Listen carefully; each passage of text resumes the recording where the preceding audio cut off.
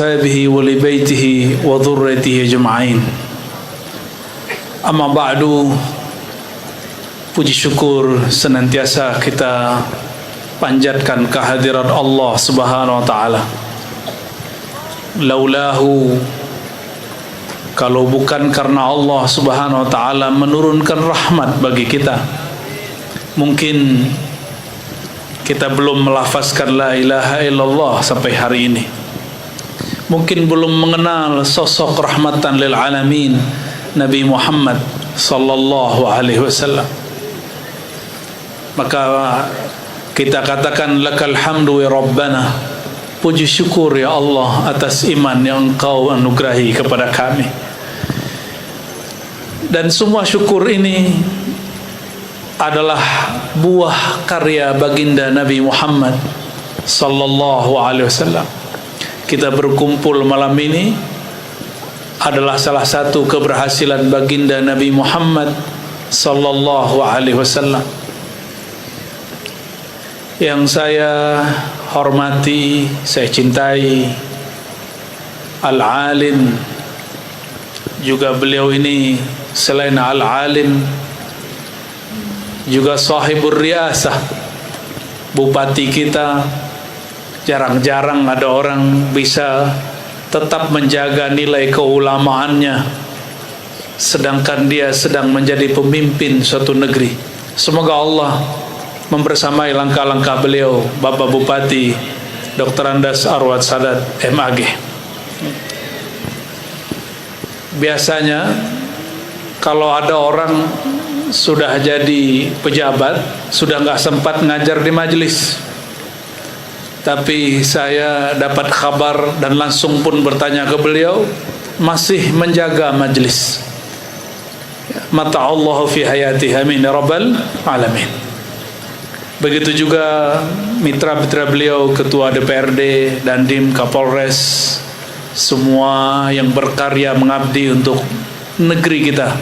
Semoga Allah ilhami mereka al-amanah wal adalah, amanah dan keadilan. Amin ya rabbal alamin. Wa khusul khusus syekhi, guru kami Kiai Haji Hasan Al-Basri. Tadi saya mengambil berkah sanad sahih Muslim dari beliau, karena beliau langsung mengambil kepada Asy-Syaikh Kiai Haji Syansuri Badawi, murid langsung daripada Hadratus Syekh Hashim Ash'ari, ya. Begitu juga Guru Abdul Hakim, ya. Dan semua para kiai, pimpinan pesantren, dan siapapun yang berkhidmat, apalagi yang hadir di depan saya. Kedinginan enggak? Ya. Tadi ada anak-anak kecil menangis, ya, Masya Allah. Semoga si anak menjadi anak yang soleh-solehah, amin ya rabbal. Siapapun yang hadir, tiupan angin tanda keberkahan dari Allah Subhanahu wa taala, amin ya rabbal alamin. Tiada angin mengenai wajah kita, tubuh kita, kecuali telah diatur oleh Allah Subhanahu wa taala. Suatu kali ada seorang sahabat mengatakan angin sial. Lalu Nabi SAW menegurnya dan mengatakan, la tasubbur rih fa innahu ma'murah, fa innaha ma'murah. Di riwayat lain, fa innaha min nafasir rahman. Jangan kamu sial-sialkan kutuk angin yang berhembus. Jadi sebenarnya masuk angin ini kalau maksudnya mengutuk angin nggak boleh, ya.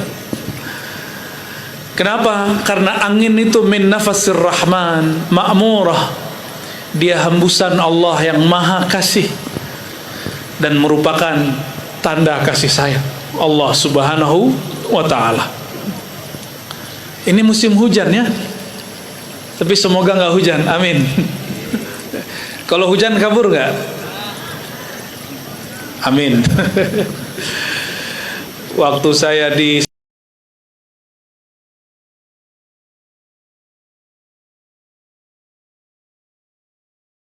salah satu tempat di Kalimantan,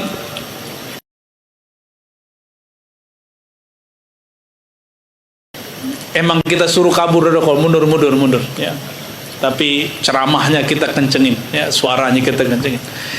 Baik jamaah pecinta Allah, pecinta Rasulullah SAW, kita hadir malam ini tiada lain tiada bukan karena cinta kepada Allah, betul nak?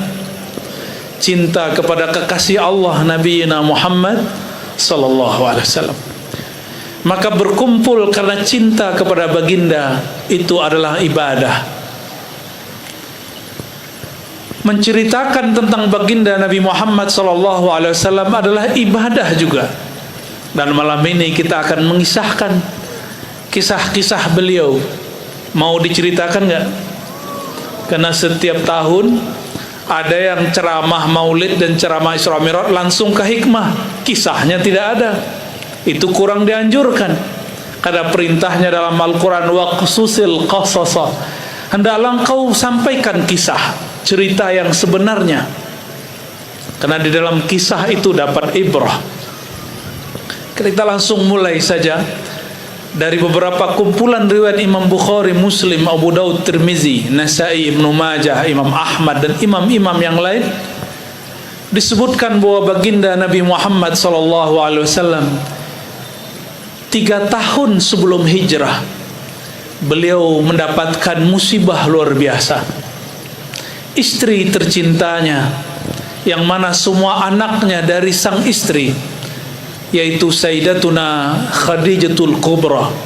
Jika ada di antara yang hadir ini Habibah, Syarifah, maka yang saya ceritakan adalah neneknya mereka, Sayyidatuna Khadijatul Kubra. Sayyidatuna Khadijah wafat 3 tahun sebelum beliau hijrah. Sayyidatuna Khadijah adalah orang yang pertama yang mendukung dakwah Nabi Muhammad sallallahu alaihi wasallam. Hartanya, waktunya, modalnya semuanya habis untuk baginda Nabi Muhammad sallallahu alaihi wasallam. Tidak ada istri manapun di dunia saat ini yang punya pengorbanan seperti Sayyidatuna Khadijah. Meskipun ibu-ibu nggak bisa menjadi Sayyidah Khadijah, minimal ambil semangatnya mendukung suami untuk agama, itu disebut warisan rohani Sayyidah Khadijah. Ini ibu-ibu kalau bapak ngaji dimarahin nggak pulang kalau telat? Beneran. Kalau bapak-bapak ini pulang jam 12, jam 2 pulang pengajian, boleh nggak? Beneran.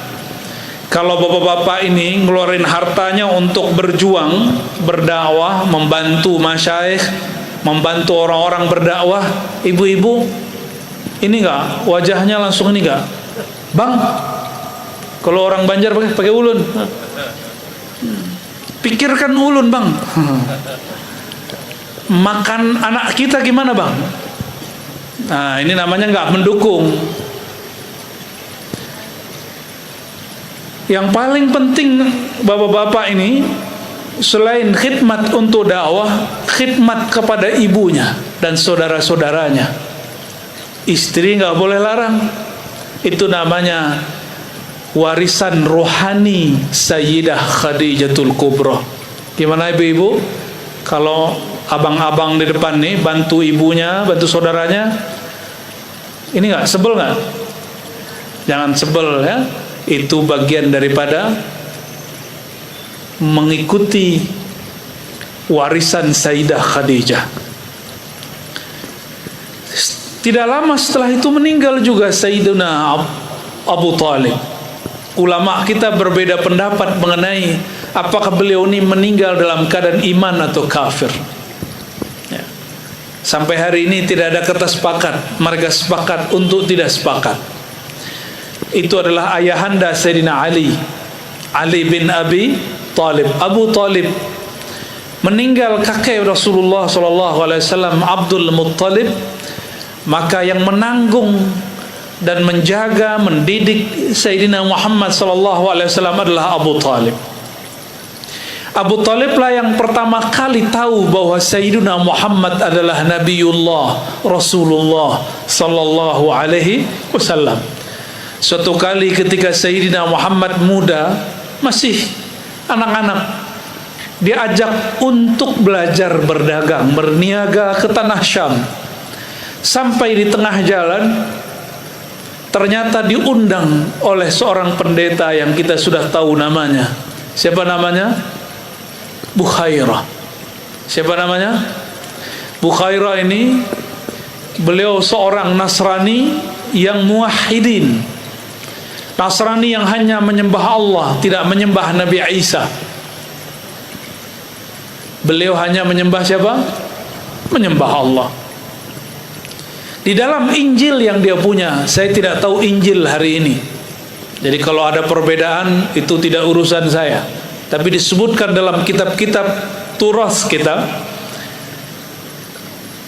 Bukhairah mendapatkan tanda-tanda Nabi akhir zaman. Maka dia berdoa, ya Allah yang Maha Esa, izinkan aku bertemu dengan Nabi akhir zaman.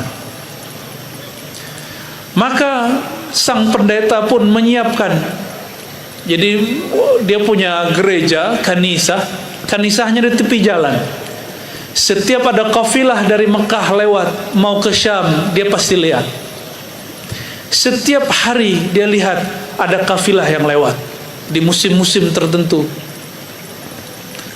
Bertahun-tahun, mulai dari wajahnya masih segar, rambutnya belum beruban, badannya masih kuat, Bukhairah memperhatikan siapa kafilah itu. Karena disebutkan di situ bahwa sang calon nabi berasal dari negeri yang baik, penuh berkah, banyak pohon kurmanya. Jadi dia sudah mulai tahu. Maka dia punya gereja antara Madinah dan negeri Syam. Sudah bertahun-tahun, kulit pun sudah mulai menua, rambut sudah mulai beruban. Di saat itulah beliau terkejut. Di ujung sana ada satu kafilah. Kafilahnya tidak terlalu ramai, tapi di atasnya selalu ada awan mengikuti. Ternyata Bukhairah membaca dalam kitab yang dia punya, Nabi akhir zaman selalu diikuti oleh awan, sehingga dia tidak punya bayang-bayang. Apa kata Bukhairah kepada semua murid-muridnya? Wahai murid-muridku, siapkan makanan terbaik, sambutlah sang Nabi. Tapi dia belum lihat, masih jauh. Kalau kita tinggal di padang pasir, kita akan bisa lihat orang dari jauh, dari ufuk selatan. Bergerak tambah dekat.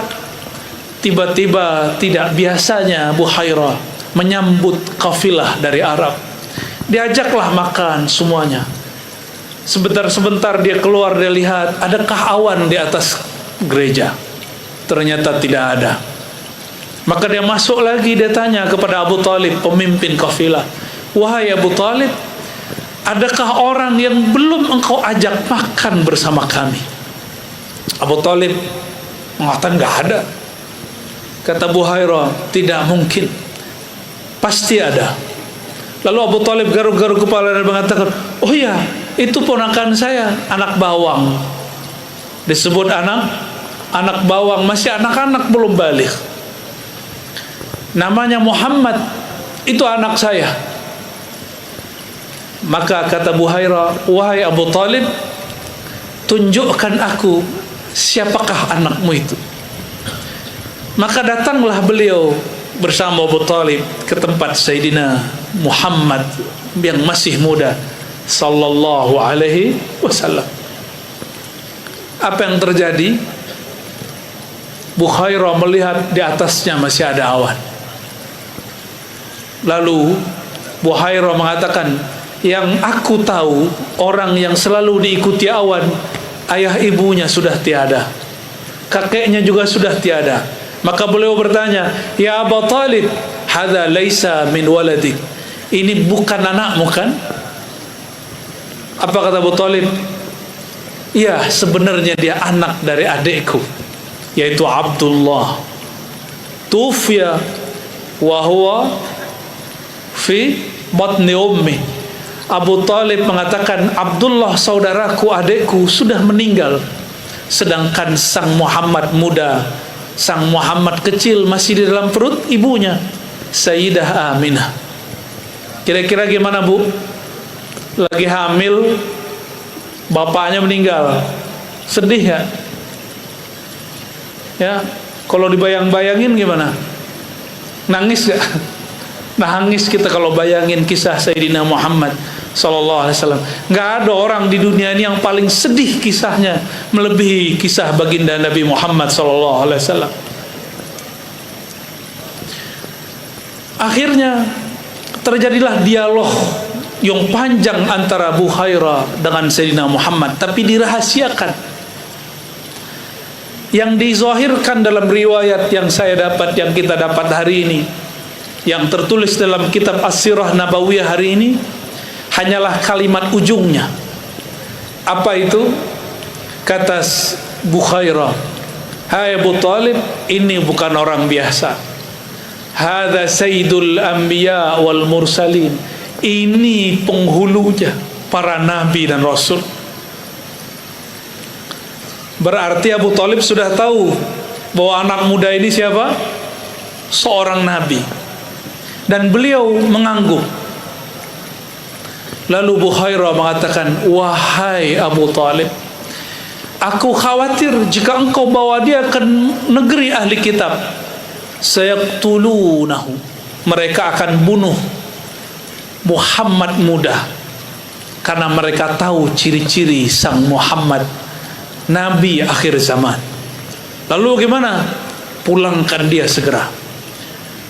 Maka dipanggillah salah satu keluarga dari Abu Talib untuk menemani baginda Nabi Muhammad muda Sallallahu Alaihi Wasallam dipulangkan ke Mekah.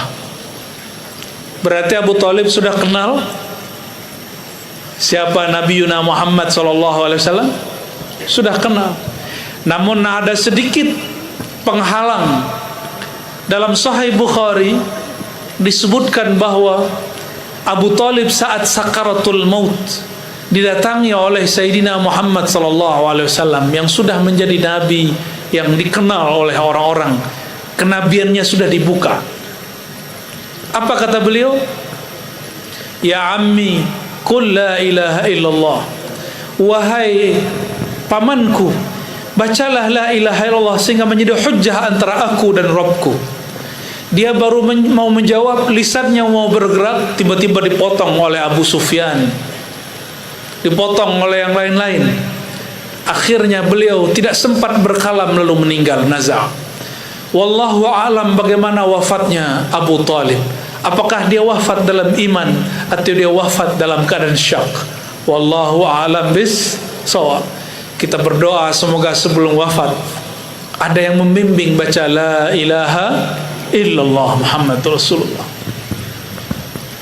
Tapi kalau saya pribadi meyakini Abu Talib seorang mukmin, walakin lam yuzhir bi imanih, tapi belum menzahirkan imannya. Ya, semoga pendapat ini benar. Kalaupun salah, tidak masalah.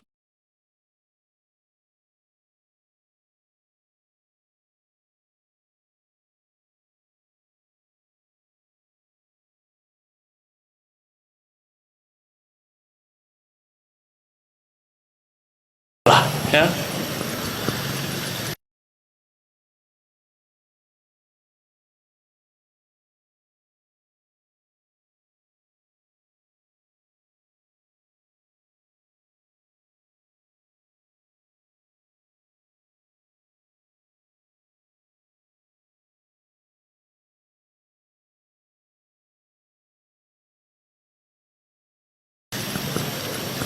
Lalu Sayyidina Muhammad Sallallahu Alaihi Wasallam yang sudah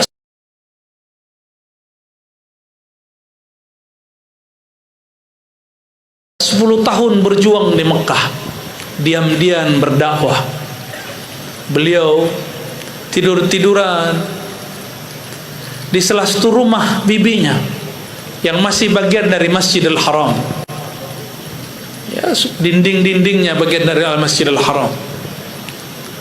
Di saat antara tidur dan jaga, disebutkan di riwayat Anas ibn Malik dan riwayat-riwayat yang lain bahwa Sayyidina Muhammad SAW, begitu juga Abu Hurairah, didatangi malaikat Jibril dan Mikail, dibelah dadanya, dibuka.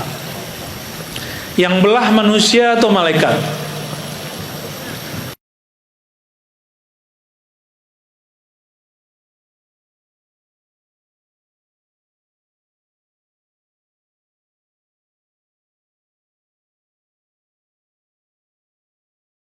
Nabi Muhammad sallallahu alaihi wasallam. Diambillah jantungnya, dibersihkan. Waktu kecil Nabi Muhammad sallallahu alaihi wasallam juga dibersihkan kolbunya. Waktu kecil ada 2 bintik hitam dibersihkan. Sedangkan ketika beliau malam yang barusan saya ceritakan, tidak diceritakan ada bintik hitam. Dibersihkan saja. Jika ada kaca dibersihkan, dia mengkilap. Kalau dia sudah bersih, dibersihkan lagi, dia tambah mengkilap. Akhirnya dituangkan ke dalam kolbunya ma'ul hikmah, ma'ul iman, air anugerah, yaitu air iman. Itulah yang membuat kuat baginda Nabi Muhammad SAW. Jantung itu kalau kuat, tubuh kita kuat. Idza salahat salahal jasadu kullu. Apabila kolbu, jantung itu kuat, semuanya kuat.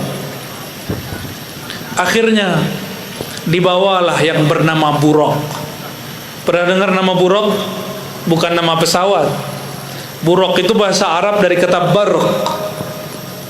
Yakadul barqu. Apa arti barq? Kilat. Kilat itu lebih cepat daripada bunyi petir, bunyi apa kalau orang sini nyebutnya? Bunyi kalau ada petir terus suaranya itu namanya apa? Geledek, gluduk, gitulah ya. Itu suara, dia bergerak 1 detik, 2 detik, 3 detik baru sampai di telinga. Tapi cahayanya lebih dahulu. Maka Buraq itu kecepatannya melebihi cahaya petir itu. Di mana matanya jatuh, disitulah kakinya mendarat.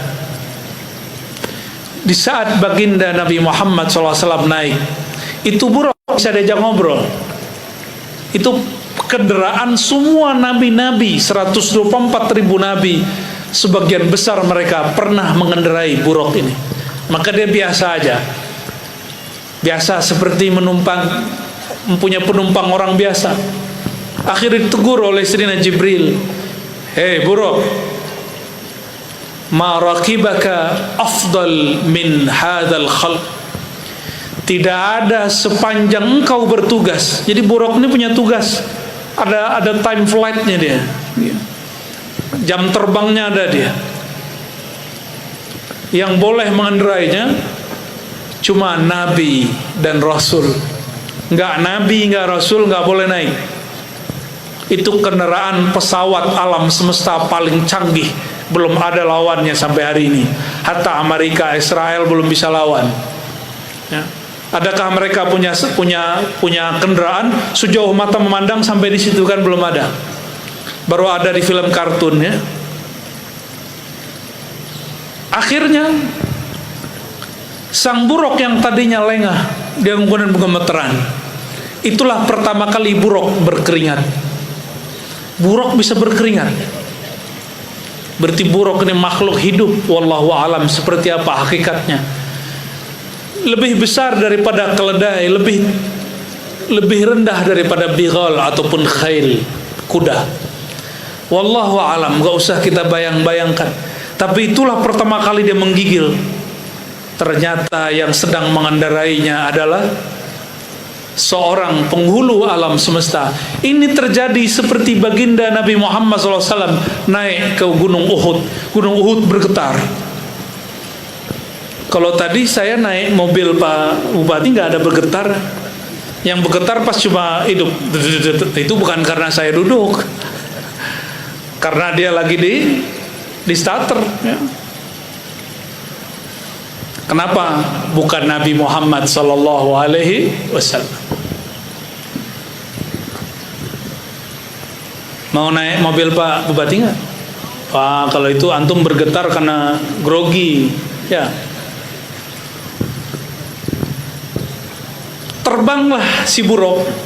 Pertama dia sampai, dia turun di satu tempat yang dimana dikuburkan Sayyidina Musa alaihissalam. Nabi Musa ini nabinya Bani siapa? Bani Israel. Apa kata Sayyidina Muhammad SAW? Famarartu biqabri Musa faiza huwa qaimun yusalli fi qabri. Nih perhatiin, orang wali-wali Allah, nabi-nabi Allah bukan tidur di alam kubur, mereka beraktivitas di alam kubur. Hadis Sahih Bukhari, hadis Sahih Muslim, dan hadis-hadis lain menyebutkan dengan lafaz yang berbeda. Saya pakai salah satu lafaznya. Fa'idha, tiba-tiba aku lihat Nabiullah Musa qaimun yusalli, beliau berdiri sedang sholat fi qabri, di dalam kuburnya. Jadi kalau kita ziarah ke para aulia Allah, dia bukan lagi tidur, enggak. Alhamdulillah tadi sebelum sampai di sini saya ziarah dulu di pesantren Al-Baqiyatus Shalihat, di walidnya dua kiai kita ini, Syekh Ali bin Abdul Wahab, ya. Nah, kalau orang yang ruhaninya sudah sadar, dia akan sadar lagi ziarah ketemu siapa. Cuma kalau ruhaninya belum sadar, diberikan itu bisa kaget. Ya. Bismillahirrahmanirrahim.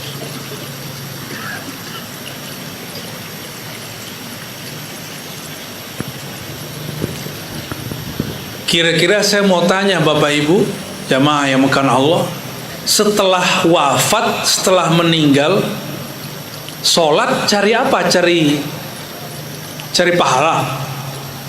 Itu sholat apa itu? Nabi sudah dijamin oleh Allah, kok masih sholat di dalam kubur? Maka sholat itu ada dua jenis. Pertama namanya sholat taklif. Coba dihafalin, sholat apa namanya? Taklif. Kallafa yukallifu taklifan. Sholat taklif, tugas, beban, kewajiban. Sholat 5 waktu itu disebut taklif. Makanya sebagian dari kita masih merasa sholat subuh itu beban. Benar ya? Capek-capek siang hari sholat 4 rakaat zuhur, capek-capek udah mau pulang kerja sholat 4 rakaat, masih ada rasa malas walaupun sedikit terbersit, karena disebut taklif. Apa arti taklif? Tugas dan beban. Apa artinya? Tugas dan beban. Kalau tugas beban, betul rasa dibebani. Makanya ulama kita mengatakan, diriwayatkan dari Sayyidina Umar, mutu qabla an tamutu. Ini bukan hadis Nabi, kalam Sayyidina Umar. Matikan dirimu sebelum mati. Sayyidina Musa masih sholat di alam kuburnya, padahal dia sudah wafat secara fisik. Lalu sholat apa itu? Itulah sholat setelah mati. Kalau sholat setelah wafat disebut dengan sholat ta'rif. Apa arti sholat ta'rif? Sholat ingin mendapatkan ma'rifat kepada Allah Subhanahu wa ta'ala. Kalau kita sholat kan masih karena pengen ini, pengen itu. Ada yang baru pulang umroh, nyampe depan Ka'bah minta rezeki, ya boleh sih, cuma eman-eman. Kalau nyampe depan Ka'bah, itu tempat dulu Nabi Ibrahim, Nabi Ismail sampai Nabi Muhammad SAW dulu tawaf. Seharusnya minta kedekatan kepada Allah Subhanahu wa ta'ala. Orang kalau sudah dekat kepada Allah yang maha berrezeki, terbersit sedikit rezeki datang, insya. Cuma karena kita ini masih jauh dari Allah, sama Allah itu suka pakai transaksi. Ya Allah, saya sedekah sekalian, balas dong 10. Ya Allah, saya sholawat sekian, nanti beliin dong mobil. Masih begitu. Nggak ada yang sholawatnya tulus kecuali sedikit. Jadi kita sama Allah ini masih hitung-hitungan, sedangkan Allah memberi kita tidak pernah hitung-hitungan. Ada yang pernah kena COVID kemarin pakai oksigen, tabung oksigen. Satu tabung itu berapa harganya? Mahal sekali ketika orang semuanya kena.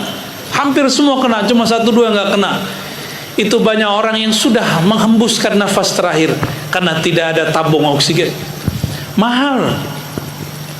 Sekarang malam ini, sadar tidak sadar kita sedang menghirup oksigen itu dengan gratis. Dan Allah tidak pernah minta dibayar. Allah nggak pernah minta bayaran, tapi kita kalau beramal selalu minta dibayar. Makanya belum dekat-dekat kepada Allah, karena hubungan dengan Allah, hubungan transaksi. Coba kalau sama teman hitung-hitungan, mau dekat nggak sama dia? 5.000 aja dihitung, mau dekat nggak sama dia? Sulit dekat sama orang begitu.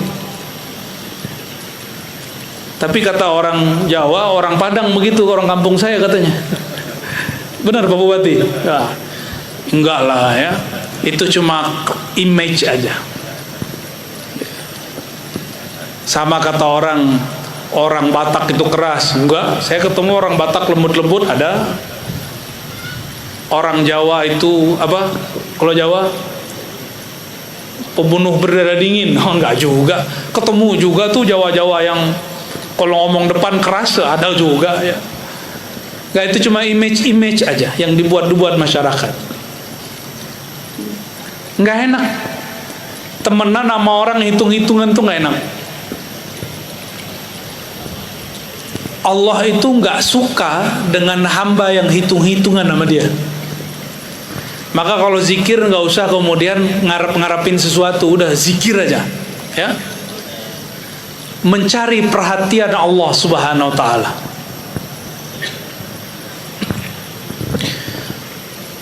Jadi sholat apa? Sholat Nabi Musa tadi?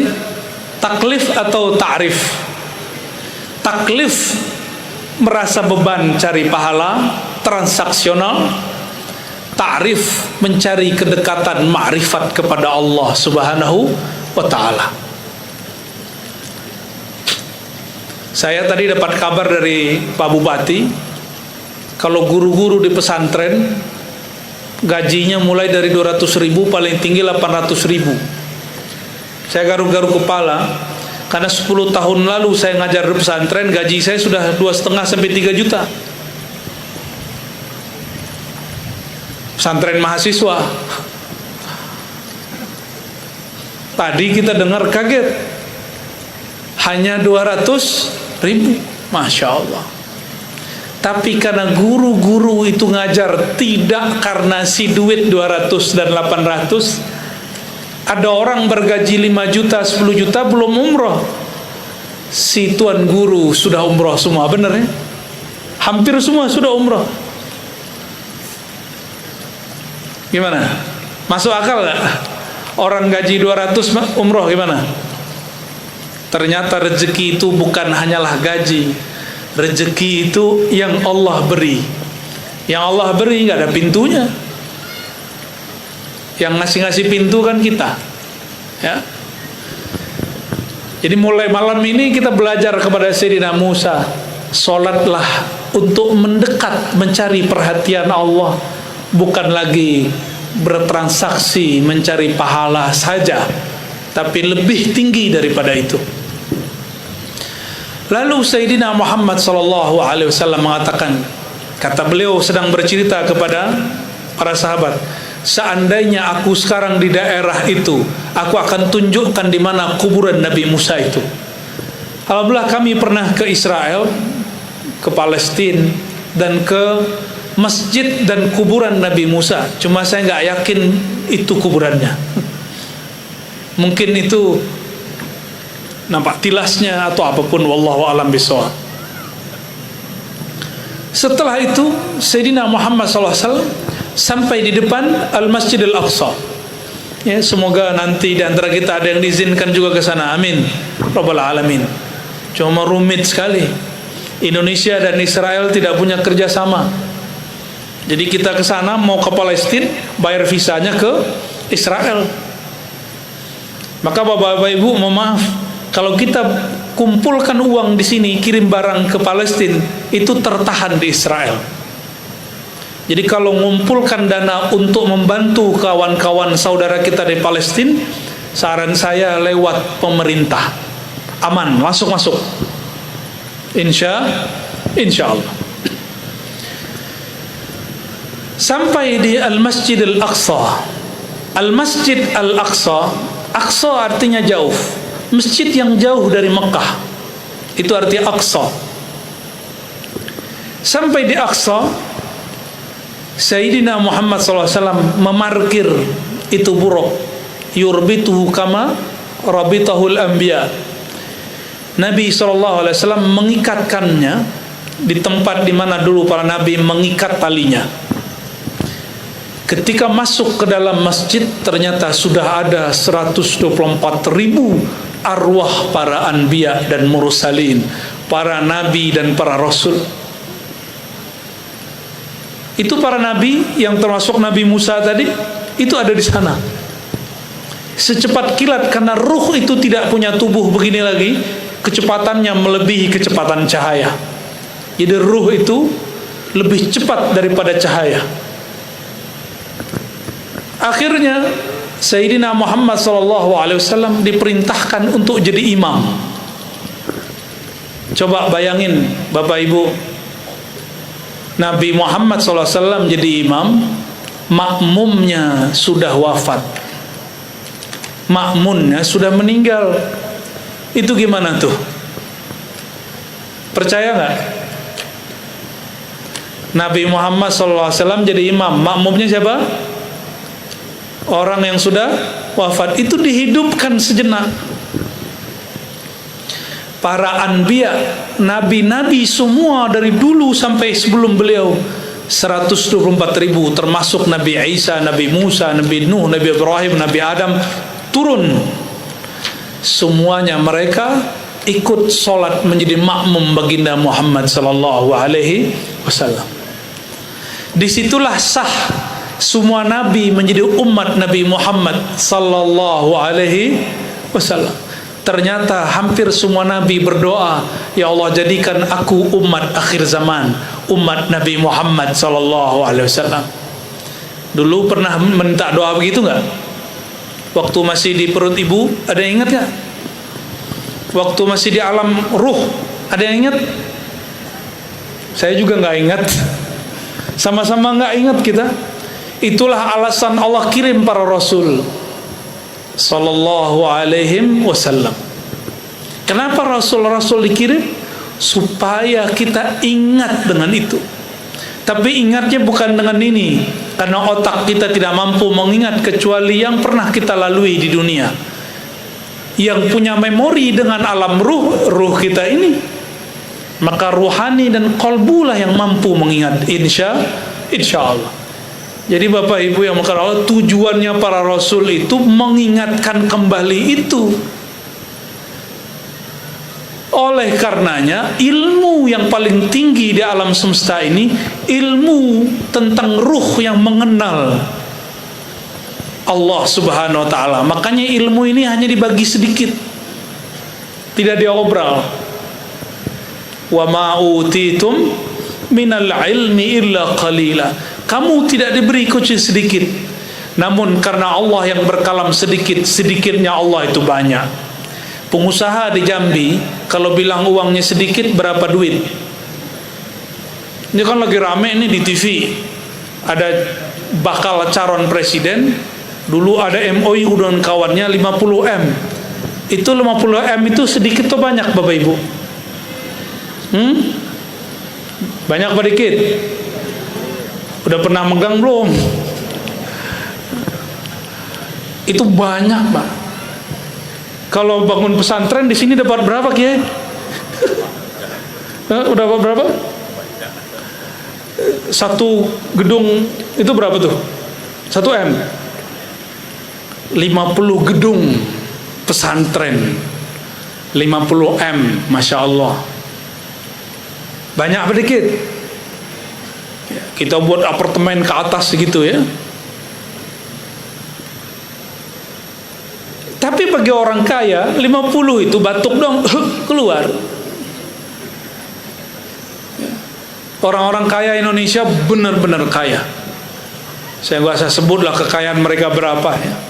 50 M itu sedikit bagi mereka. Biaya berpolitik di Indonesia lebih daripada 50 M. Bagi mereka sedikit, batuk doang. Itu baru orang kaya Indonesia. Zat yang maha kaya di alam semesta, kalau bilang dikit, banyak apa dikit? Banyak. Maka ketika Allah mengatakan aku tidak beri kalian ilmu ini kecuali sedikit, itu banyak sekali. Berjilid-jilid kitab tentang itu dan belum selesai sampai kiamat. Itu puncak ilmu. Para arwah anbiya, nabi-nabi dan rasul semuanya jadi makmum. Itulah pernyataan sahnya mereka sebagai umat baginda Nabi Muhammad sallallahu alaihi wasallam. Jika para nabi ngejar jadi umat Nabi Muhammad sallallahu alaihi wasallam, kenapa kita tidak berbangga jadi umat Nabi Muhammad sallallahu alaihi wasallam? Akhirnya beliau salat, mimpin salat 2 rakaat. Mimpin salat 2 rakaat. Inilah sejarah barangkali mungkin bukan pertama tapi terbesar di alam semesta. Orang hidup diikuti oleh yang sudah wafat. Maka muncullah kaidah di situ. Jangankan orang hidup mengambil manfaat dari yang sudah wafat, yang wafat pun boleh dapat manfaat dari yang hidup. Jadi jangan heran ke sebagian aulia-aulia Allah itu kalau lagi ngajar, Allah izinkan sebagian aulia yang sudah wafat hadir.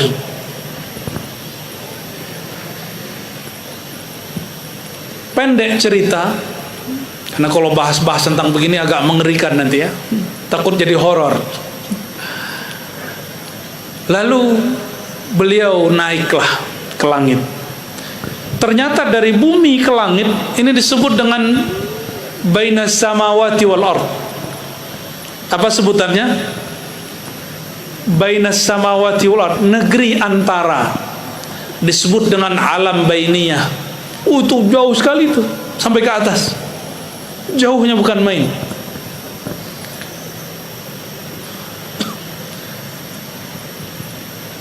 Dalam beberapa risalah-risalah disebutkan di alam antara langit dan bumi itu ada beberapa jin-jin bersayap yang dulu terusir dari bumi, mereka tinggal di antara itu.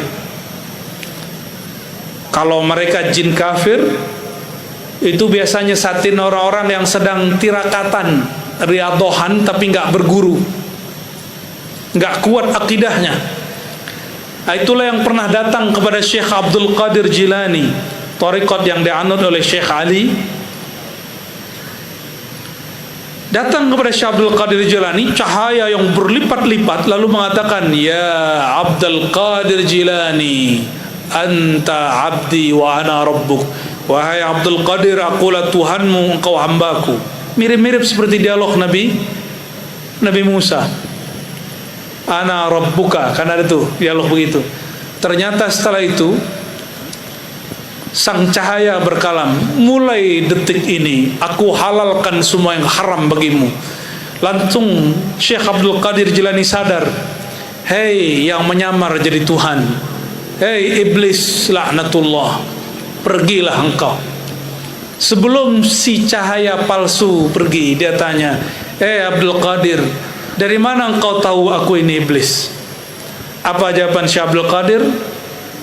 Aku tahu engkau iblis karena engkau berkalam di akhir.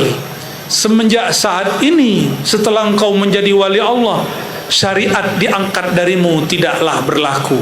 Semua yang haram halal bagimu. Saat itulah aku tahu engkau adalah iblis. Nah, hati-hati. Orang belajar hakikat biasanya sampai kepada godaan ini. Ini hati-hati Bapak Ibu. Siapapun mengajarkan ilmu hakikat lalu mengatakan tidak usah sholat lagi, Allah sudah ada di dalam diri, nah itu iblis itu. Ya. Tidak usah lagi begini, tidak usah lagi, syariat sudah nggak berlaku. Kenapa? Sayalah sang Muhammad, di dalam diri saya ada Rasul Muhammad. Kan ada juga yang ngaji begitu. Ya, ini bahaya. Itu iblis yang masuk. Guru hakikatnya bukan Syekh Abdul Qadir Jilani, tapi siapa? Al-Iblisi, Al-Azazili. Wah, itu nama tarekatnya tuh. Keren ya nama tarekatnya. Apa nama tarekatnya? Tarekat Azaziliyah. Itu nama asli daripada iblis. Nauzubillah min dzalik. Dan dia sampai sekarang tidak berhenti bekerja. Iblis itu panjang nggak umurnya, Bapak Ibu? Panjang, bener? Saya mau tanya, kalau ada nabi yang dipanjangkan umurnya, percaya nggak? Siapa nabi yang dipanjangkan umurnya oleh Allah? Nabi Khidir, percaya nggak? Ya, dulu Imam Ibnu Athaillah berjidal dengan orang semasanya, berdebat. Apa kata orang di masanya? Masa Nabi Khidir hidup, udah mati kali ya. Likulli ummatin ajal, setiap umat ada ajalnya. Apa jawaban Imam Ibnu Athaillah pengarang Hikam? Wahai Tuan Syekh, menurut kamu iblis itu kekal atau tidak? Apa jawabannya? Iya. Apakah sulit bagi Allah mengekalkan seorang nabi dibandingkan mengekalkan seorang iblis? Langsung dia menilawannya. Gimana kira-kira? Lebih mudah mana bagi Allah mengekalkan seorang Nabi Khidir atau mengekalkan seorang iblis bernama Azazil? Mana yang lebih mudah bagi Allah? Nabi Khidir. Maka ijma' ulama ahli zikir, ahli rohani, ahli tasawuf bahwa Nabiullah Khidir dari kalangan Ahlussunnah nih ya, beliau hayyan baina azhurina, beliau masih hidup di antara kita. Wallahu a'lam bis-shawab ya.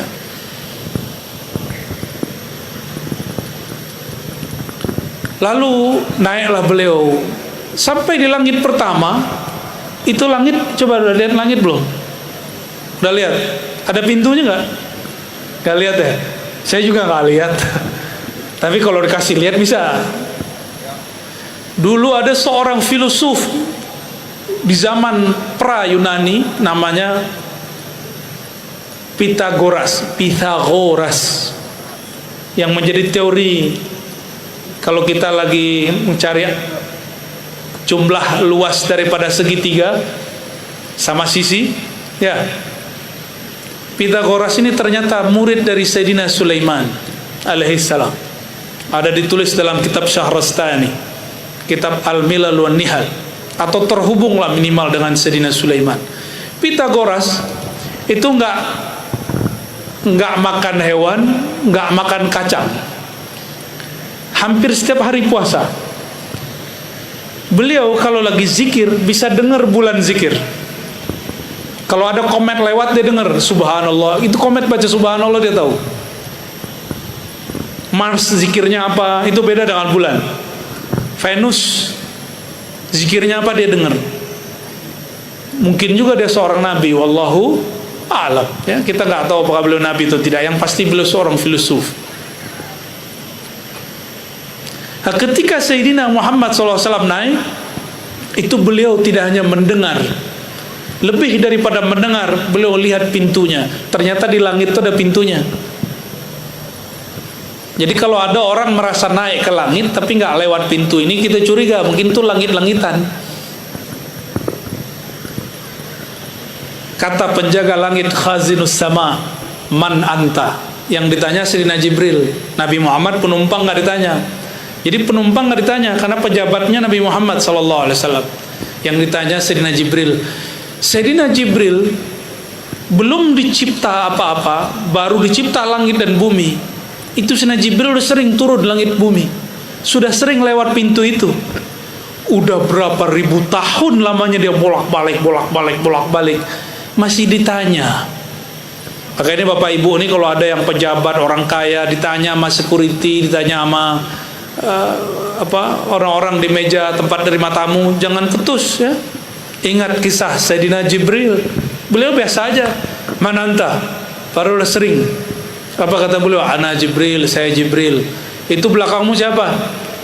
Oh, belakang saya Muhammad. Muhammadnya mana? Muhammad banyak. Oh, ternyata di langit tahu bahwa Muhammad itu banyak. Ini yang hadir ini nggak tahu nih berapa banyak orang Muhammad namanya nih. Panggilannya lucu-lucu, ada Mamat. Ya, iya benar, Ahmad ya. Sama di Turki itu Muhammad dipanggil Mehmet. Mehmet itu bukan penghinaan, itu bahasa mereka, lahjat mereka. Apa kata Sayyidina Jibril? Itu Muhammad wa qad bu'itsa ilaih. Itu Muhammad yang dapat tugas kerasulan, kenabian. Akhirnya dibuka pintu langit. Pas dibuka pintu langit, ketemulah manusia modern pertama di alam semesta, Sayyidina Adam alaihis salam. Berarti sebelum Nabi Adam sudah ada manusia. Nah, di kampungnya Pak Bupati Banjar, termasuknya kampung Kiai Abdul Hakim, Kiai Hasan Basri, di mana Kiai di Barabai, ya, di Barabai, di Banjar itu ada tambang batu bara, bener, masih ada. Batu baranya berumur lebih daripada 10 juta tahun yang lalu. Itu batu bara tercipta dari apa? Fosil apa? Pohon, hewan. Ini kan kalau hewan biasanya jadi minyak. Itu pohon. Pohon yang ada berjuta-juta tahun yang lalu, itulah jadi batu bara. Di Jambi nggak ada, Pak Bupati, nggak ada ya. Berarti tanahnya Jambi ini tanah muda ini ya. Tanahnya Kalimantan itu tanah tua. Apa maksud saya menyampaikan ini? Nabi Adam itu belum sampai 7.000 tahun. Dari beliau sampai sekarang belum sampai 7.000 tahun. Sebelum itu kira-kira siapa? Nah, itulah disebut makhluk pra-Adam. Apa sebutannya? Kalau dalam kitab buku sejarah disebut manusia pra-sejarah. Itu istilah aja. Kita menyebutnya manusia pra-Adam. Kita ini manusia anak Nabi Adam. Ada yang bukan keturunan Nabi Adam, ini bukan? Mukanya mungkin aneh banget ya.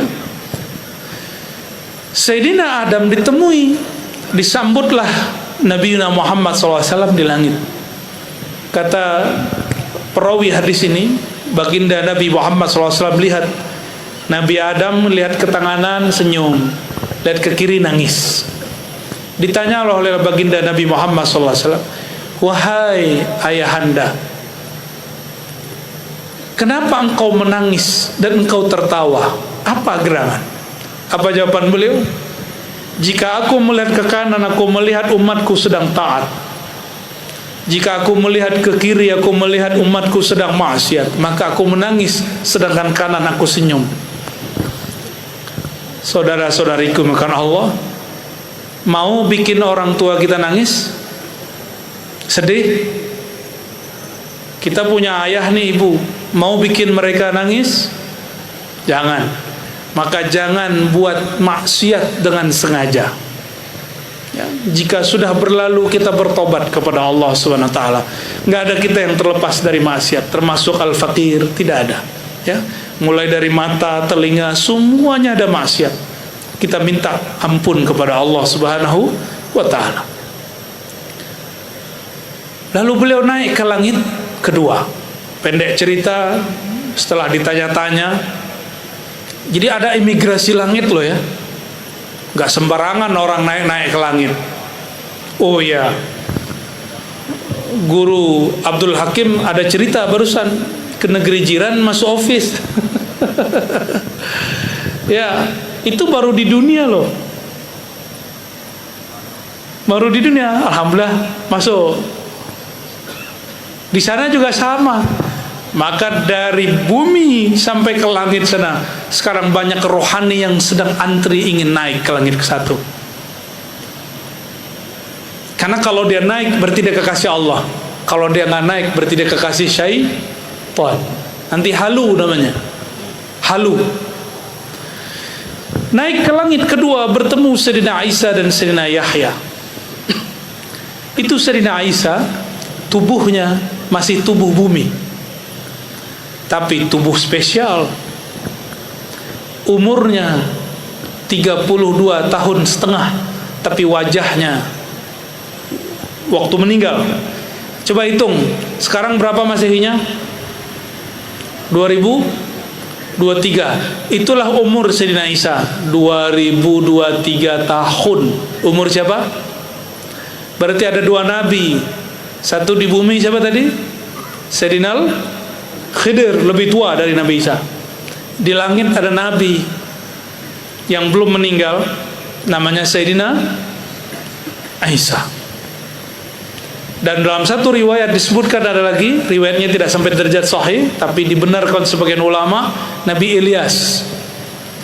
Beliau sering berada di Hijr Ismail yang baru pulang, yang mau berangkat ke sana, jika dapat kesempatan sholat di situ, baca salam kepada Nabi Yuna Muhammad SAW, Nabi Ibrahim, Nabi Ismail, lalu Nabi siapa? Nabi Ilyas. Insya Allah ketemu. Cuma kadang-kadang kita nggak sadar kalau kita ketemu, baru sadarnya kalau sudah selesai. Seringnya begitu. Naik lagi ke langit ketiga, ketemu Nabi paling ganteng sealam semesta. Siapa bu? Nabi paling gagah sealam semesta siapa? Yang kenceng bu? Beneran? Pengen lihat Nabi Yusuf nggak? Nih ibu-ibu nih kalau Nabi Yusuf mungkin lupa napas. Kalau bapak-bapak mati cemburu. Nabiullah Yusuf. Jadi alam semesta itu disebut Al-Jamal Al-Muhammadi, keindahan nur Nabi Yuna Muhammad SAW. Semua keindahan itu ada pada Nabi Yuna Muhammad SAW. Separohnya dibagi, nurnya dikasih kepada Sayyidina Yusuf alaihissalam. Maka beliau berkalam, Jamal Yusuf nisfu jamali. Itu Nabi Yusuf gagahnya, gantengnya, cakep wajahnya itu separuh gagah wajahku sallallahu alaihi wasallam. Makanya ada syair Rasulullah SAW dipanggil dengan apa? Ya Jamalu. Itu nama baginda Rasulullah SAW. Ada Bang Jamal nggak sini? Ayo Bang Jamal, mana Bang Jamal? Ah nggak ada. Kalau ya saya kasih serban nih. Ya.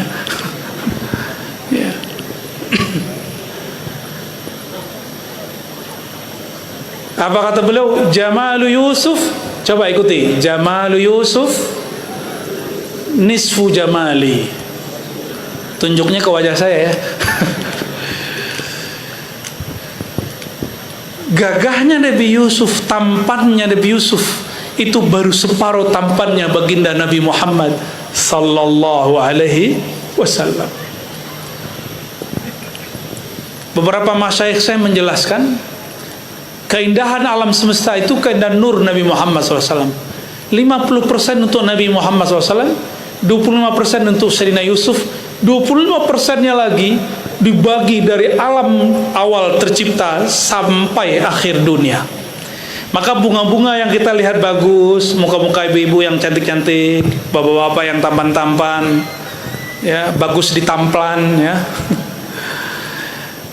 Itu wajah-wajah, bahkan pesona. Tadi ada bulan sebentar ya, pesona purnama tadi. Semuanya adalah percikan dari 25% yang dibagi dari awal alam dicipta sampai hari kiamat. Coba diulangi. 50% untuk Nabi Muhammad SAW. Muhammad bin Abdullah. Semuanya Nur Muhammad. Nur Muhammad, Muhammad bin Abdullah. Begitu turunnya. Separuhnya lagi dibagi dua. 50% yang lagi dibagi dua. 25% untuk alam semesta, untuk bukit-bukit, untuk gunung-gunung, untuk hutan-hutan, hewan-hewan yang lucu-lucu. 25%-nya ada di wajah Sayyidina Yusuf alaihissalam. Makanya ketika ibu-ibu arisan Ibu arisan zaman dulu sudah ada. Ngumpul-ngumpul mereka ketika Sayyidina Yusuf yang sangat tampan lewat, mereka tidak terasa sudah melukai tangannya. Itu baru melihat Jamalu Yusuf. Gimana kalau kita melihat Jamalu Sayyidina Muhammad sallallahu alaihi wasallam. Makanya para sahabat seperti Sayyidina Abu Bakar dan Umar, Utsman, Ali memberikan semua yang dia punya untuk Nabiuna Muhammad sallallahu alaihi wasallam. Kenapa? Karena beliau tahu siapa sang Nabi Muhammad sallallahu alaihi wasallam. Bahkan ada sahabat yang sekedar menjadi tameng di perang Uhud ketika tombak melayang kepada Nabi Muhammad SAW, beliau jadi tameng, tembus itu tombak dari depan dadanya sampai ke punggungnya, siap untuk gugur membela Nabi Muhammad SAW. Nggak terasa sakit. Kenapa? Hanya mandang Nabi Yusuf tidak terasa sakit. Bagaimana mandang Sayyidina Muhammad SAW. Maka orang-orang yang hatinya terasa menderita, hatinya terasa sedih, perbanyak-banyaklah merindui baginda Nabi Muhammad SAW. Maka Allah akan hibur sempurnakan jiwa kita.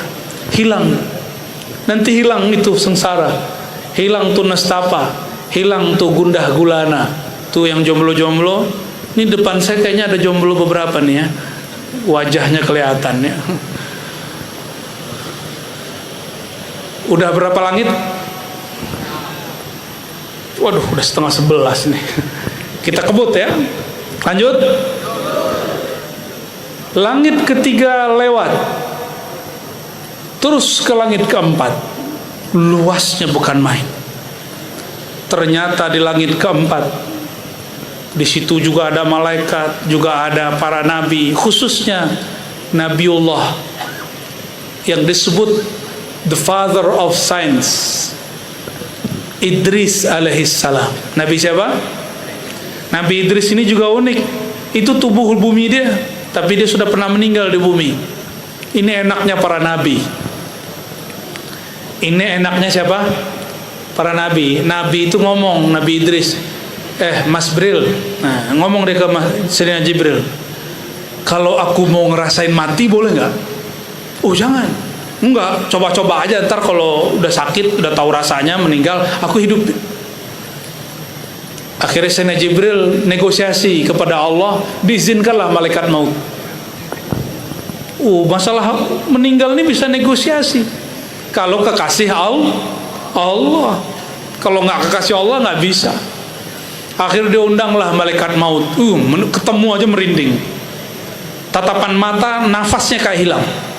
Dicabutlah dari ujung rambut, pelannya bukan main, tapi sakitnya juga bukan main.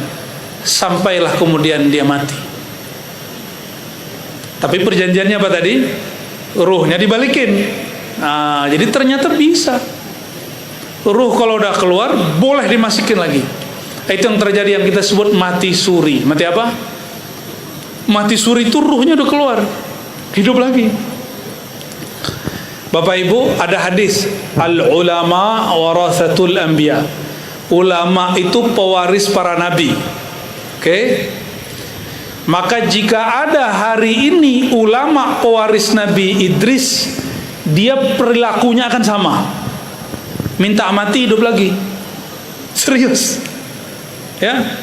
Maka di beberapa wilayah yang kita temui ada kekasih Allah sudah mati berkali-kali, hidup lagi. Ini bukan khurafat. Saksi-saksinya bukan orang-orang, hanya orang-orang ahli zikir, juga ahli hadis. Meninggal, hidup lagi. Gimana, percaya nggak? Ulama pewaris para nabi. Nabi ada berapa? 124.000. Jika ada nabi request meninggal terus hidup lagi, maka nanti akan ada wali Allah, dia request meninggal hidup lagi. Disebut dia pewaris Nabi Idris alaihis salam. Kayaknya orang Kuala Tungkal belum ketemu nih ya. Belum. Tanjung Jabung Barat belum ada. Tidak tahu bukan berarti tidak ada. Dia ada mungkin di antara kita. Wallahu a'lam bis-shawab. Udah berapa langit?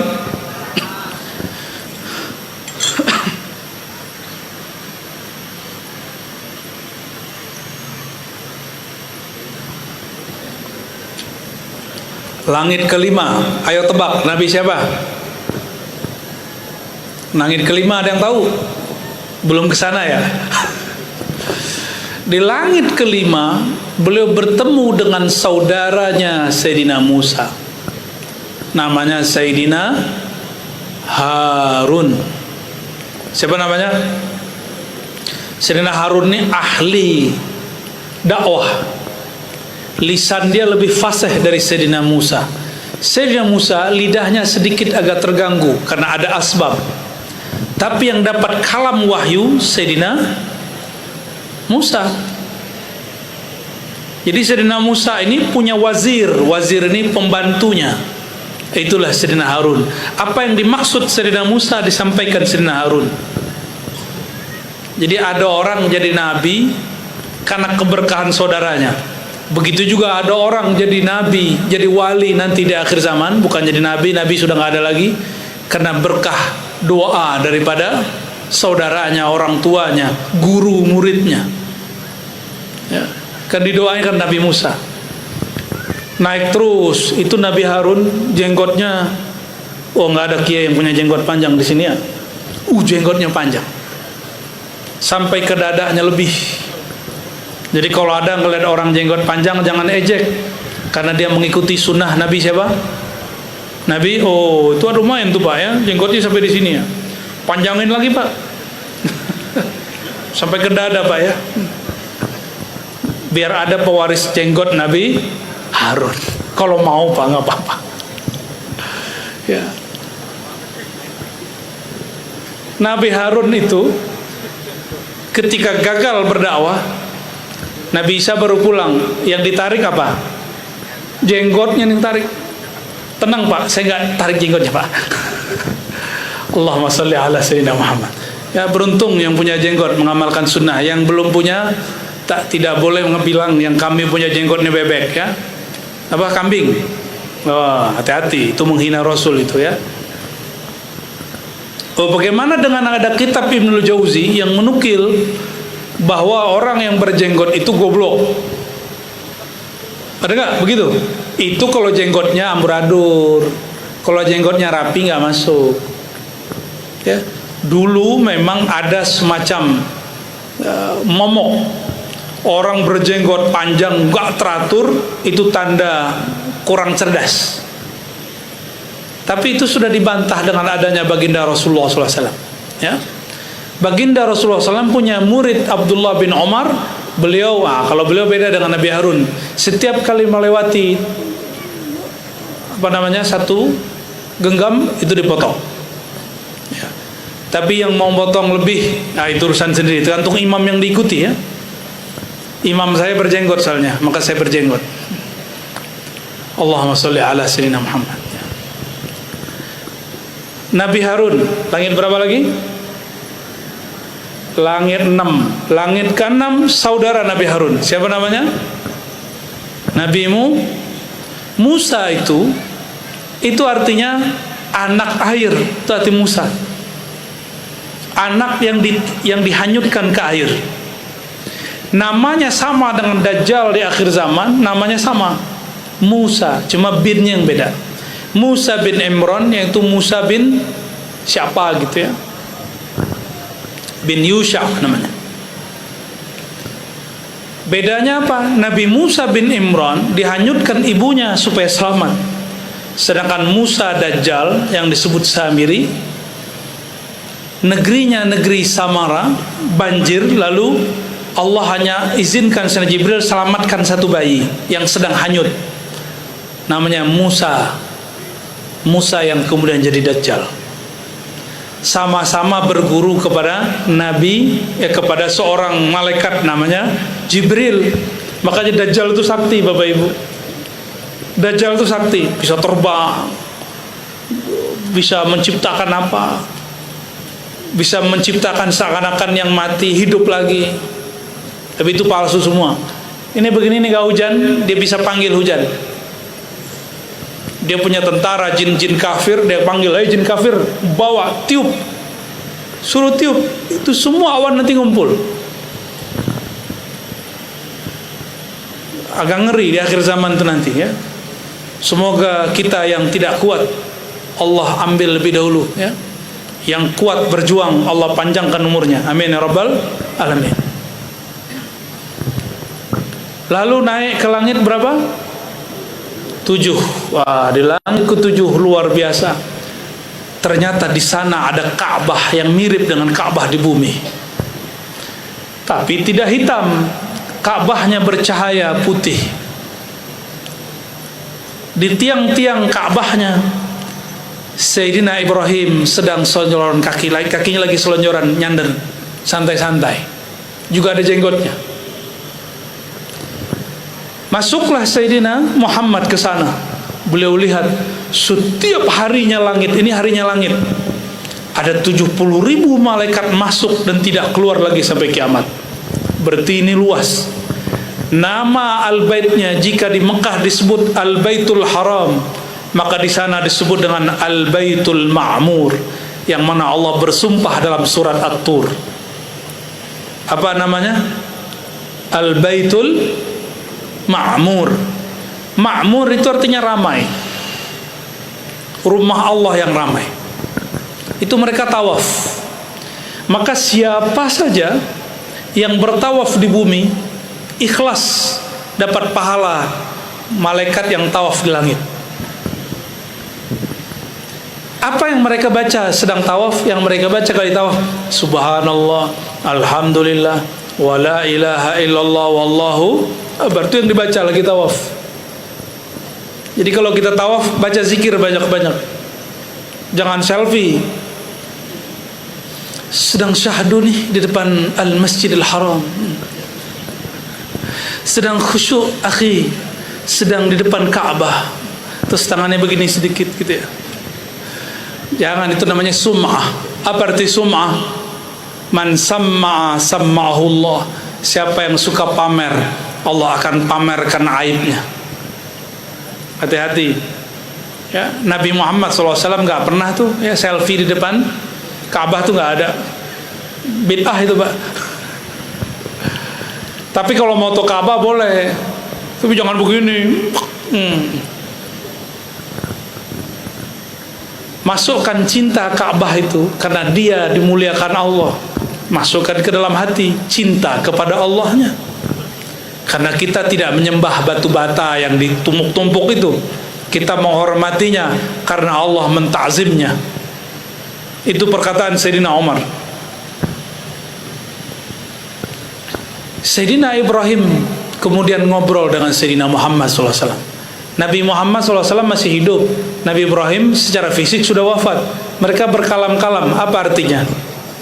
Orang yang hidup boleh, dan secara ilmu akidah disebut mungkin sekali bisa berdialog dengan sudah wafat. Ini dalilnya. Hadis Sahih Bukhari, Muslim, Abu Daud, Tirmizi. Hadis sahih. Apa dialognya? Nah ini coba lihat. Orang sudah wafat kirim salam kepada yang sudah hidup. Kata Sayyidina Ibrahim, wahai cucuku, wahai Nabi Saleh, Nabi yang saleh, sampaikan baligh salami li ummatik. Iqra, bacakan salam kepada umatmu dariku. Ini umat Nabi Muhammad bukan? Sallallahu alaihi wasallam. Benar. Semua yang hadir malam ini dapat salam dari kakek para nabi, yaitu Nabi Ibrahim. Gimana? Mau jawab nggak? Makanya dijawab lewat salawat Ibrahimiyah. Apa kata Nabi Ibrahim alaihissalam? Ya Muhammad, sampaikan salamku kepada umatmu dan beritahu mereka, surga itu tanahnya subur, tapi belum ada pohonnya. Maksudnya apa? Kapling-kapling mereka subur-subur, tapi di luar kapling mereka ya, dan termasuk kapling mereka itu belum ditumbuhi kecuali yang sudah Allah ciptakan dari dahulu. Maka tanamilah kapling surgamu dengan memperbanyak subhanallah, alhamdulillah, la ilaha illallah, Allahu akbar.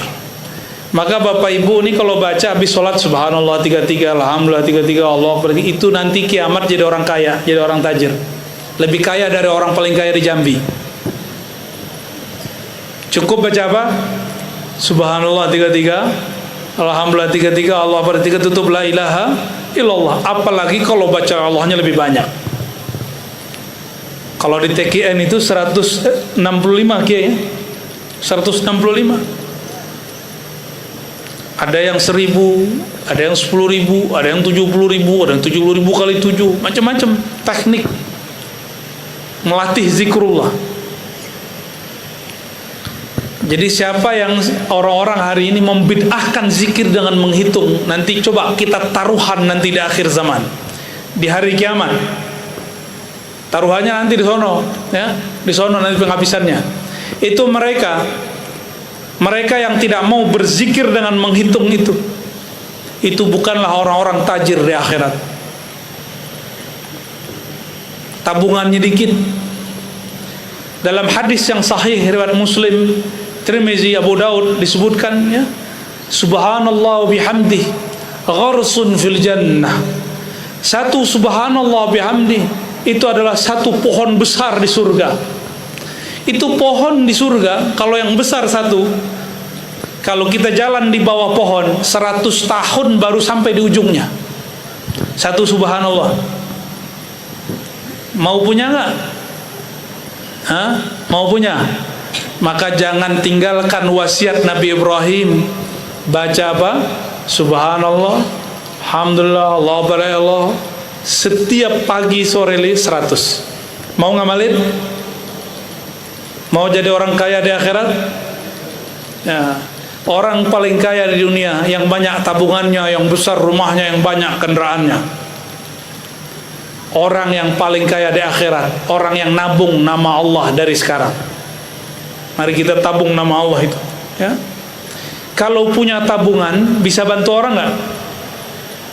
Kenapa para mursyid bisa memberi syafaat muridnya, memberikan madat namanya?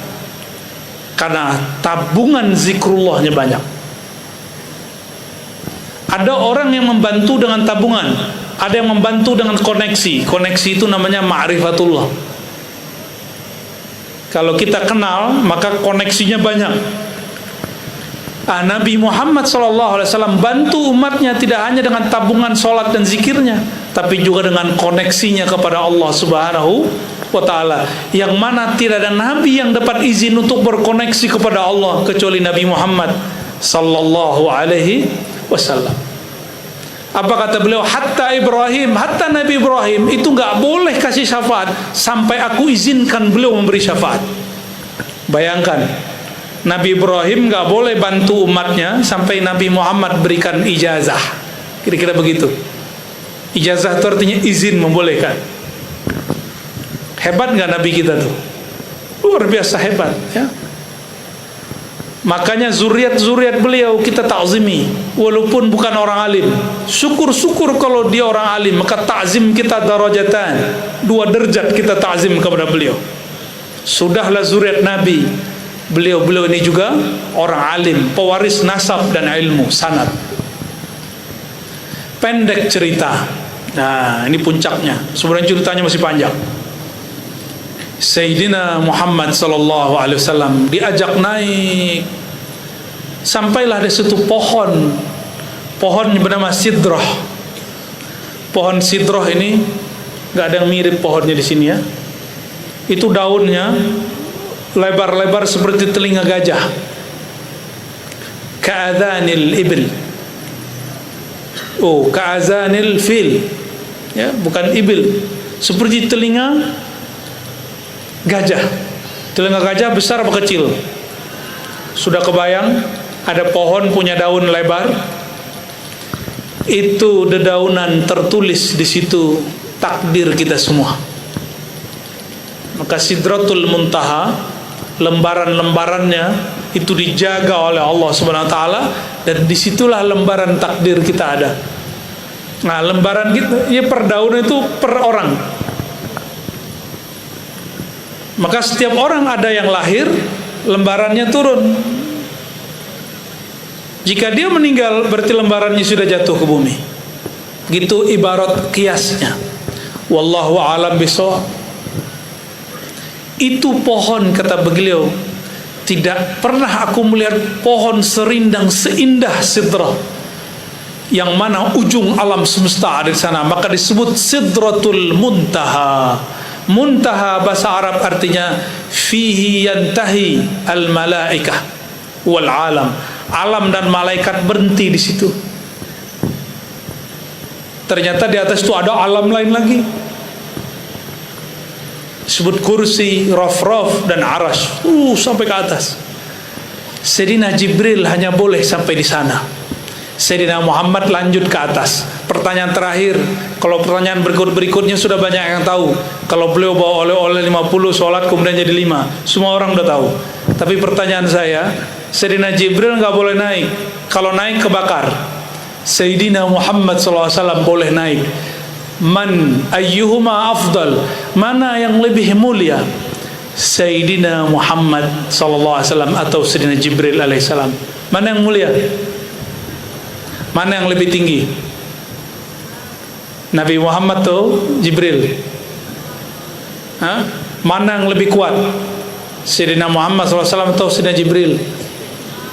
Sayyidina Muhammad SAW. Ya, makanya berdasarkan hadis Bukhari, Muslim dan imam-imam yang lain ini, ulama kita punya kaidah, annan nabi ay nabiyina Muhammad SAW afdal min sairil anbiya wal mursalin wa sairil malaikah. Nabiuna Muhammad SAW lebih mulia dari semua makhluk, semua nabi rasul, bahkan semua malaikat. Bahkan malaikat pemikul aras pun masih di bawah beliau. Kita beruntung, ya. Itulah sang nabi, Nabi Muhammad alladzi urija ila samawatil ula. Nanti boleh request sebelum penutup? Hayyul Hadi. Hafal? Itu kisah beliau naik. Ya. Mau dengerin sebentar Bapak Ibu? Sudah siap belum? Baru saya turun. Ntar nggak didengerin lagi. Khair? Boleh dimulai? Bismillah. Ya Allah.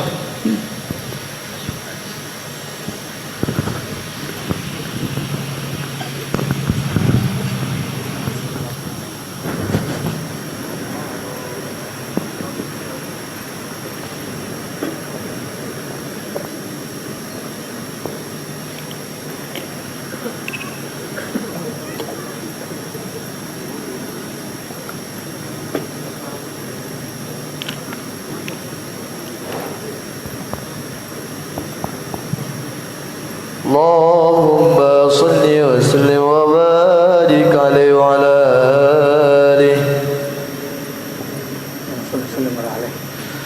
Hayyul hadi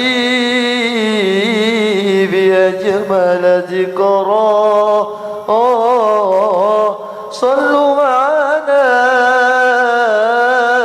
ma'ana ya muhdar.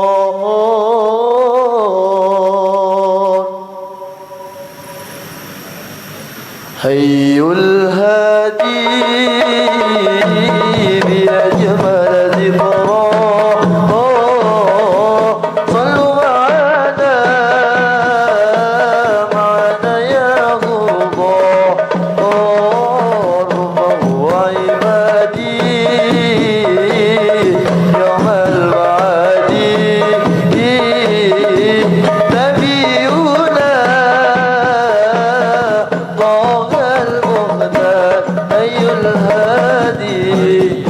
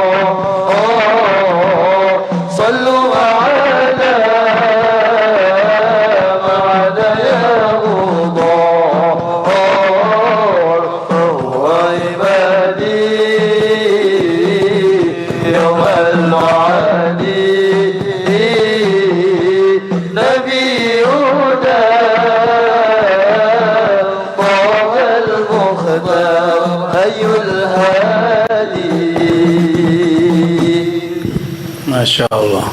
Ngerti nggak Bu isinya? Bapak yang dibaca itu paham nggak? Ada yang paham ya? Kalau depan-depannya paham. Satu kalimat sebelum saya tutup. Alal arshi raqal jamil fakallamahu rabbunal jalil. Itulah hakikat Mi'raj. Alal arsy, naik ke puncak aras. Aras itu adalah makhluk Allah paling besar di alam semesta. Dicipta 4000 tahun setelah dicipta nur baginda Nabi Muhammad sallallahu alaihi wasallam. Semua ini bumi ini diliput oleh aras. Makhluk yang disebut azim.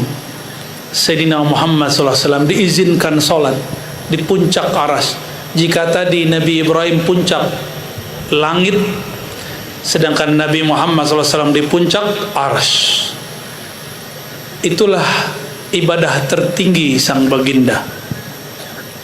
Faqallabahu rabbunal jalil, sang jamil, ya, faraqal jamil, maka sang jamil yang maha tampan, yang sangat tampan, Sayyidina Muhammad SAW naik raqa taraqi, naik sampai ke aras yang puncak. Fakallamahu, lalu diajak berbicara. Itulah ibadah tertinggi Sayyidina Muhammad SAW, beribadah dan langsung berbicara dengan sang pemilik aras, Nabi Muhammad SAW.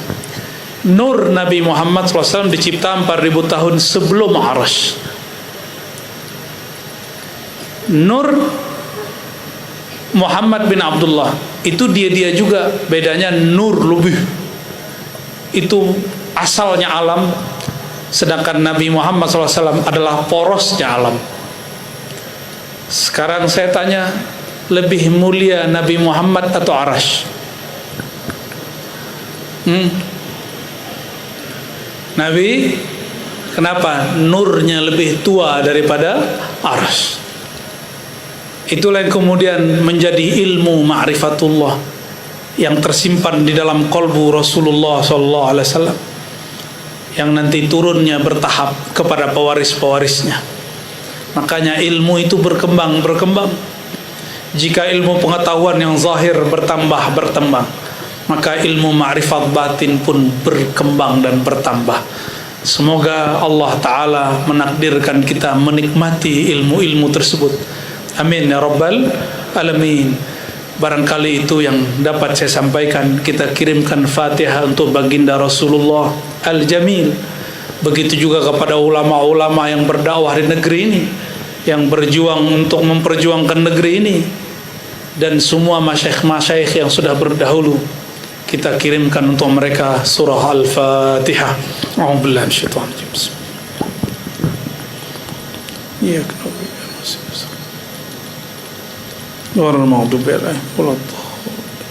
Amin ya Rabbal Alamin.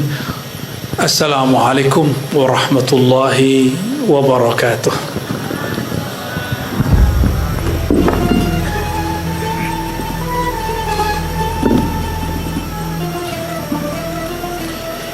Demikian telah